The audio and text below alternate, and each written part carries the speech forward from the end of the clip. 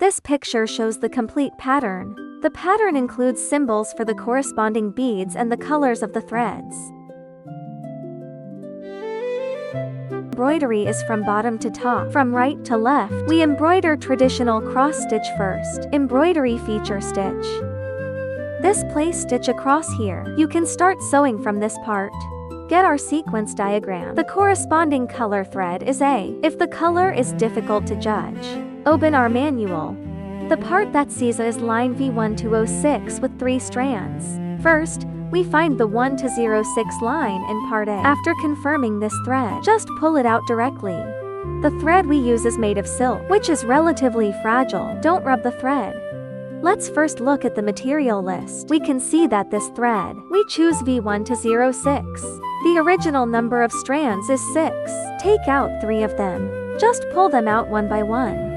Put the remaining lines back. These are the 3 strands. We combine the 3 strands. We will provide 2 sewing needles and 1 purl needle. Select a slightly thicker one.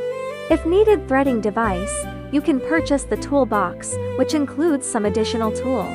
After threading the needle, take the longer one. Press it under the thread. Go around it twice. The more loops, the bigger the knot. 2 loops of 3 strands are enough. Then hold it lightly, not too tight. Then hold both hands. Gently pull the thread. Start sewing after wearing it. If you think this picture is a bit messy, you can refer to the pure embroidery thread diagram. Find the first stitch position.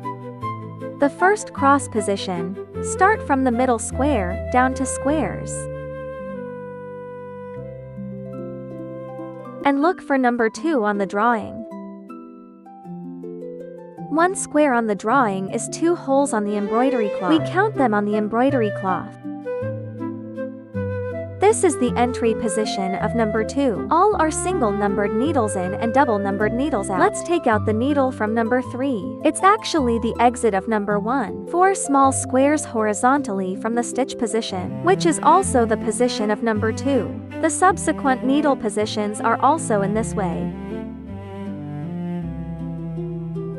After embroidery, let's see how to find the corresponding beads. The red part on the drawing is the bead part. When the letters F and B appear on the drawing, find the beads labeled with the letters F and B.